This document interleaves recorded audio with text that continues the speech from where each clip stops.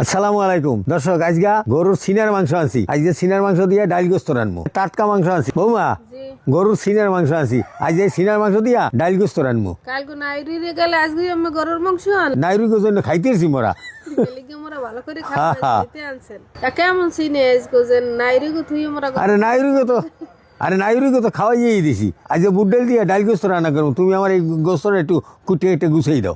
গোস্তরা তা কাল টক টক করে। বৌমায় গোস্তটা কুটতে ধুয়ে দিয়েছে, এখন ডাল গোস্ত রান্না করা শুরু করি। চুলায় হাঁড়ি দিয়ে দিলাম সয়াবিন তেল, এলাচ, দারচিনি, তেজপাতা, পেঁয়াজ রসুন বাটা, আদা বাটা, জিরা ধনিয়ার গুঁড়া, হলুদের গুঁড়া, মরিচের গুঁড়া, লবণ, এটা কাঁচামরিচ। মশলা কষানো হয়ে গেছে, এখন গোস্তটা দিয়ে দেব। বিসমিল্লাহ।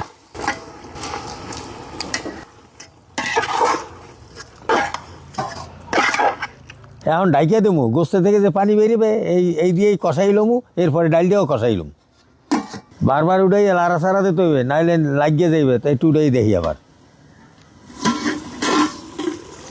গোস্ত থেকে পানি বেরিয়ে গেছে, এই পানি দিয়েই গোস্তটা কষাই নেব, এরপরে ডাল দিয়েও কষাই নেব। গোস্তের পানি দিয়ে গোস্তটা কষাই নেওয়া হয়ে গেছে। বিসমিল্লাহ।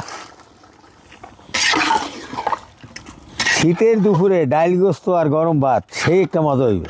এখন ঢাইকে দেবো। গোস্ত ডাল কষানো হয়ে গেছে, এখন পরিমাণ মতো পানি দিয়ে দেবো। পরিমাণ মতো পানি দিয়ে দিছি, এখন ঢাইকে দেবো। অনেকক্ষণ জাল দিছি, লাড়া ছাড়াও দিছি। ডাল গোস্ত প্রায় হয়ে যাইছে, একটু পরেই আমি উঠে গেলাম। এই যে দেখেন সেদ্ধ হয়ে যাইছে, একটু পরেই আমি উঠে গেলাম। ডাল গোস্ত রান্না হয়ে গেছে, এখন উঠে গেলাম। বিসমিল্লাহ।